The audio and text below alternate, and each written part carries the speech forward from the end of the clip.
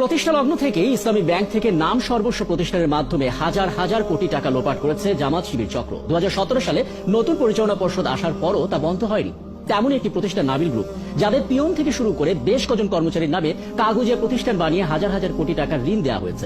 একাত্তরের অনুসন্ধানে মিলেছে একটি দোকানের ম্যানেজারের নামেও প্রায় 400 কোটি টাকা ঋণ নেওয়া হয়েছে। অথচ নাবিলের এমডি দাবি তিনি এসবে কিছুই জানেন না। নোয়ানাদিতে অনুসন্ধান। মোটরসাইকেল দোকানের এই ম্যানেজার সুলতান অ্যাসোসিয়েটস এর মালিক সুলতান আহমেদ। সম্প্রতি ইসলামী ব্যাংক থেকে তিনি 380 কোটি টাকা ঋণ নিয়েছেন। ইসলামী ব্যাংকের কাগজপত্র এসব বললেও বাস্তবে সুলতান মাত্র 20,000 টাকায় চাকরি করেন, যার কোনো কোম্পানি নেই। আর ব্যাংক ঋণের কথা শুনে তিনি আকাশ থেকে পড়লেন। এই আইডি কার্ডটা কি আপনার? হ্যাঁ, আইডি কার্ড। হ্যাঁ, হ্যাঁ। আপনি জানেন না যে হচ্ছে আপনার নামে লোন আছে না, 380 কোটি টাকা? এই তো কোনো আমি ব্যবসাও করি না বা কোনো কিছু করি না, কোনো লোনও নাই আমার। তাহলে আপনার নামে লোন উঠবে কি হবে? তা আমি তো সেটাই পাচ্ছি না কিভাবে লোন নেবো। তাহলে এই কাজটা হলো কি হবে? আমি তো সেটা বুঝতে পারছি না যে কিভাবে। আমি এখানে তো দীর্ঘদিন যাবত 14 সাল থেকে এই যাবত পর্যন্ত চাকরি করছি। 380 কোটি টাকা ঋণ পাওয়া কথিত এই প্রতিষ্ঠানের কার্যালয়ের ঠিকানা হিসেবে দেখানো হয়েছে রাজশাহী স্টেশন রোডে সদ্য নির্মাণ হওয়া এই ভবন। কোনো অফিস টফিস হওয়া দেখেনি এখানে? না না না। ব্যাংকের ঋণপত্রে সুলতান অ্যাসোসিয়েটস এই ভবনের ঠিকানা দেখিয়েছে, যদিও নতুন এই ভবনে এখন পর্যন্ত কোনো ভাড়াটিয়াই আসেনি।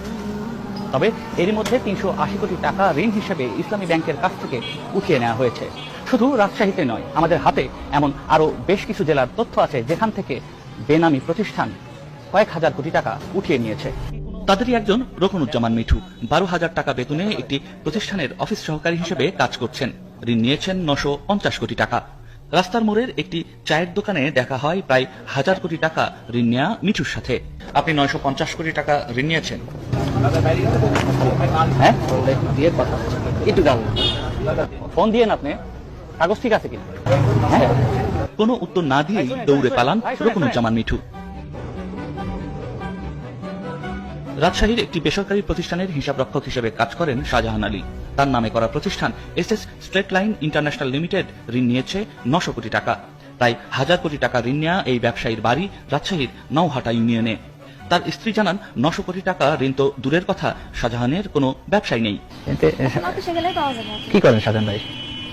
এখানে ম্যানেজার না দিলে কতদিন ধরে চাকরি করে?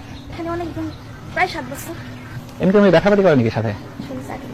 সামান্য বেতনে চাকরি করা 3 জন ব্যক্তির সন্দেহজনক এমন ঋণের খবরে 2 সপ্তাহ ধরে রাজশাহীতে অনুসন্ধান চালায় 71 টেলিভিশন। শুধু এই 3 জন নয়, এমন আরো বেশ কিছু ঋণের তথ্য সংগ্রহ করা হয়।